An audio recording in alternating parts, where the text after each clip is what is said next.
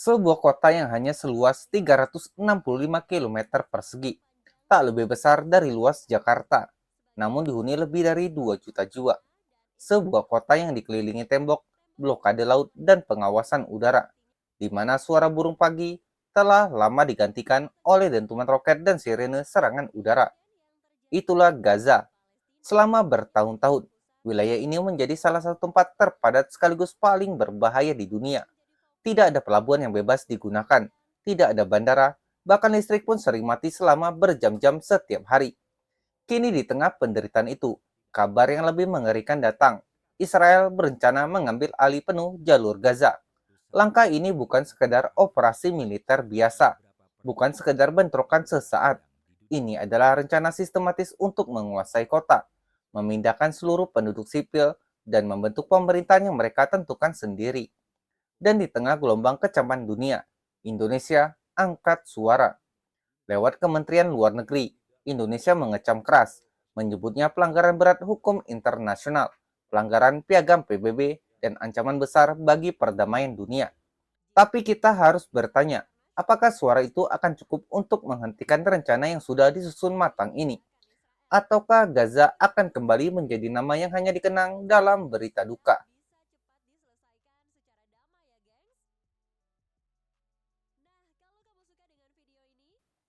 Langkah sepihak Israel untuk menguasai Gaza memang mengejutkan banyak pihak, tapi bagi mereka yang mengikuti perkembangan konflik Palestina-Israel, tanda-tandanya sudah terlihat sejak lama. Sejak Perang Besar pada Oktober 2023, Israel terus memperluas kendali militernya di Gaza dengan alasan menghancurkan Hamas. Namun seperti yang sering terjadi dalam sejarah, operasi militer ini tak hanya menargetkan kelompok bersenjata, warga sipil pun jadi korban utama.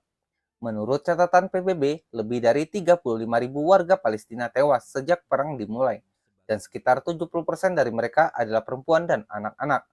Ratusan ribu lainnya kehilangan rumah, mengungsi ke sekolah-sekolah, atau bahkan tidur di jalan tanpa perlindungan.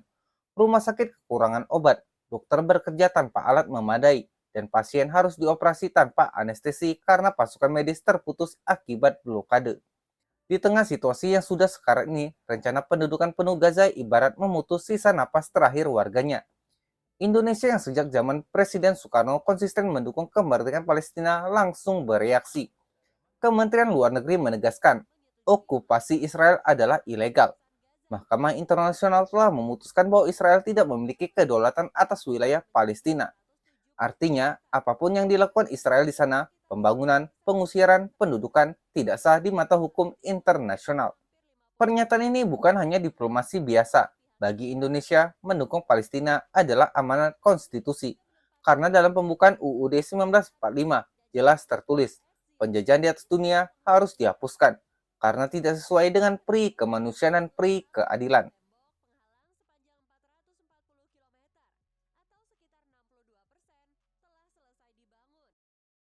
Informasi yang bocor dari media internasional menunjukkan betapa terperincinya rencana ini. Kabinet Keamanan Israel telah memberi lampu hijau kepada Perdana Menteri Benjamin Netanyahu untuk mengambil alih kota Gaza.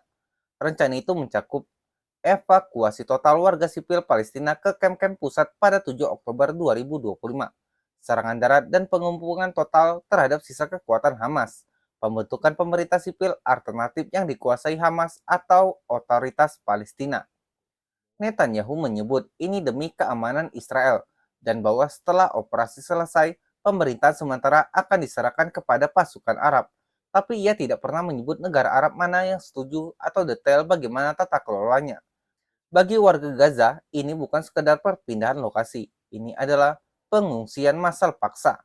Dan dalam sejarah konflik, pengungsian paksa di wilayah perang hampir selalu diikuti kelaparan, penyebaran penyakit, bahkan kematian yang tak sempat tercatat.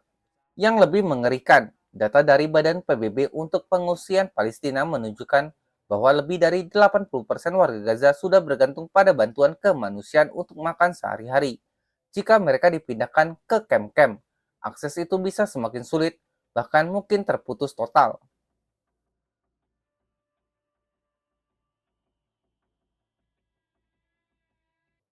Indonesia tidak hanya mengutuk, pemerintah secara resmi mendesak Dewan Keamanan PBB dan masyarakat internasional untuk mengambil langkah konkret. bukan sekedar seruan kosong. Indonesia mendorong solusi dua negara dengan tiga pilar utama. Semua negara mengakui kedaulatan Palestina, penghentian kekerasan dan gencatan senjata permanen, penentuan masa depan Palestina oleh rakyatnya sendiri. Sikap ini konsisten dengan peran Indonesia di berbagai forum internasional. Pada sidang Majelis Umum PBB tahun lalu, Indonesia menjadi salah satu negara yang menolak normalisasi hubungan dengan Israel selama pendudukan Palestina masih berlangsung. Indonesia juga aktif dalam Komite Palestina, OKI, Organisasi Kerjasama Islam, mendorong negara-negara anggota untuk memboikot produk-produk dari pemukiman ilegal Israel. Namun dukungan politik saja seringkali tak cukup. Realitanya, Amerika Serikat masih menjadi pelindung utama Israel di forum PBB. Setiap resolusi yang mengecam Israel nyaris selalu diveto oleh pihak Amerika. Di sisi lain, negara-negara Eropa seperti Inggris, Prancis, dan Kanada memang bicara tentang solusi dua negara, tetapi jarang memberikan tekanan ekonomi atau militer nyata kepada Israel. Hal inilah yang membuat banyak pihak pesimis bahwa kecaman internasional akan menghentikan rencana Netanyahu.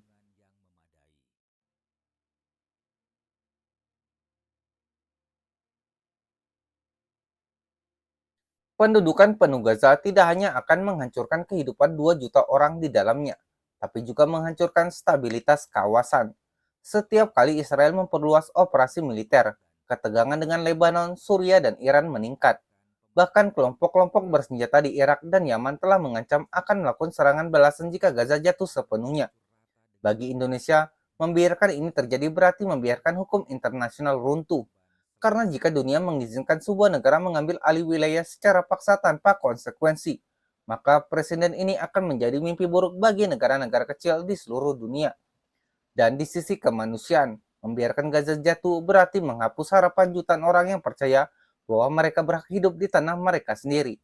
Maka pertanyaan besarnya, apakah dunia akan bertindak sebelum terlambat? Atau kita akan melihat Gaza hanya tinggal nama di buku sejarah? Perang selalu punya satu kesamaan, korban terbesarnya adalah mereka yang paling tak berdaya, anak-anak yang tak mengerti politik, ibu-ibu yang hanya ingin keluarganya selamat, orang tua yang menghabiskan hari-hari terakhir hidup mereka di tenda pengungsian. Kita mungkin merasa jauh dari Gaza, kita mungkin berpikir tidak ada yang bisa kita lakukan, tapi diam adalah bentuk persetujuan yang paling sunyi. Jika kamu percaya bahwa kemanusiaan tidak mengenal batas negara, jadilah suara bagi mereka yang dibungkam. Sebarkan pesan ini, ceritakan pada teman-temanmu, dorong pemerintah kita untuk terus bersuara di panggung dunia. Bom bisa menghancurkan bangunan, tapi solidaritas bisa menjaga sebuah bangsa tetap hidup. Dan mungkin suatu hari nanti, ketika anak-anak Palestina berlari bebas di tanahnya sendiri, kita bisa berkata, kita tidak diam saat Gaza memanggil. Sampai jumpa di video berikutnya.